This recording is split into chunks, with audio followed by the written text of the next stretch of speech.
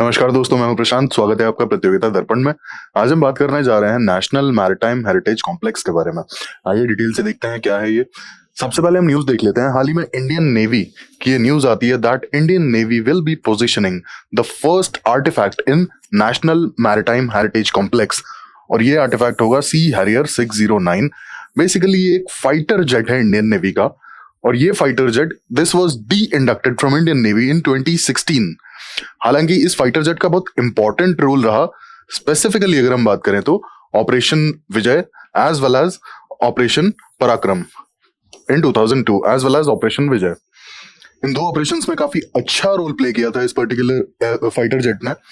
आइए अब आगे डिटेल से देखते हैं क्या है नेशनल मैरीटाइम हेरिटेज कॉम्प्लेक्स।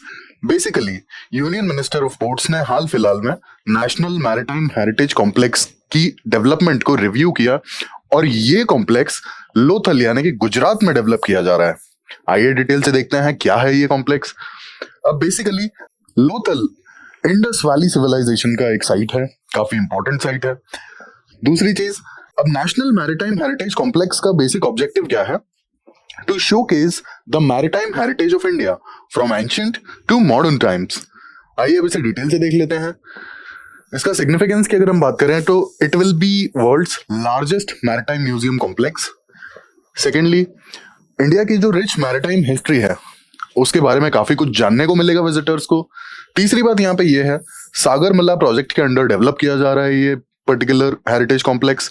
और यहाँ पे एक और बात है, apart from government, private organisations भी नेशनल मैरीटाइम हेरिटेज कॉम्प्लेक्स की डेवलपमेंट में पार्टिसिपेट कर रहे हैं along with their CSR activities. As well as major ports का भी पार्टिसिपेशन है नेशनल मैरीटाइम हेरिटेज कॉम्प्लेक्स की डेवलपमेंट में। इसके फीचर्स की अगर हम बात करें तो सबसे पहले यहाँ पे आता है लोथल मिनी रिक्रिएशन। अब बेसिकली जो हड़प्पन वैली सिविलाइजेशन का बेसिक लाइफस्टाइल था वो यहाँ पर रिक्रिएट किया जाएगा, that's why its name is Lothal mini recreation. Secondly, यहाँ पे 4 थीम पार्क्स होंगे: memorial theme park, maritime and navy theme park, climate theme park as well as adventure and amusement theme park. Lastly, यहाँ पे coastal states pavilion भी होगा। Basically जितने भी coastal states हैं उनकी मैरीटाइम हिस्ट्री को डेमोन्स्ट्रेट किया जाएगा कोस्टल स्टेट्स पवेलियन में। अब लोथल की अगर हम बात करें तो ये एक southern most Indus valley civilisation site है। इसे अगर हम मैप पर देखें तो ये यहाँ कहीं गुजरात में लोकेटेड है। यहाँ पे आप देख सकते हैं मोहनजोदारो यहाँ पर है, हड़प्पा यहाँ पर है, मेहरगढ़ यहाँ पर है। अब ये बेसिक जो 3 साइट्स हैं, ये तीनों major sites present day Pakistan में है। हालांकि लोथल प्रेजेंट डे गुजरात में लोकेटेड है, और ये एक southern most Indus valley civilisation की साइट है। मींस कि Lothal is the southern most site जहां पे इंडस वैली सिविलाइजेशन के जो भी एविडेंसेस मिले हैं। इसके बाद लोथल की जो डेवलपमेंट हुई, it was built around 2200 BC।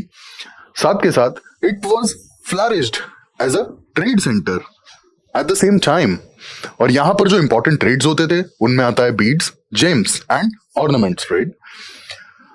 अब बेसिकली लोथल का मतलब क्या होता है? गुजराती लैंग्वेज के अकॉर्डिंग अगर हम बात करें तो लोथल का मतलब होता है मॉन्ड ऑफ द डेड। और सबसे इंपॉर्टेंट बात है लोथल की, it was the only port town of Indus valley civilisation. अब यूनेस्को वर्ल्ड हेरिटेज साइट की अगर बात की जाए तो 2014 यानी कि 2014 में लोथल को नॉमिनेट किया गया था यूनेस्को वर्ल्ड हेरिटेज लिस्ट के लिए। हालांकि ये डिसीजन अभी भी पेंडिंग है। तो ये हमने बात की नेशनल मैरीटाइम हेरिटेज कॉम्प्लेक्स के बारे में, और डिटेल से जाना कि ये लोथल में लोकेटेड है और लोथल की क्या इंपॉर्टेंस है। ऐसे ही इंफॉर्मेटिव वीडियोस के लिए हमारे साथ जुड़े रहिए। Thank you, thanks for watching.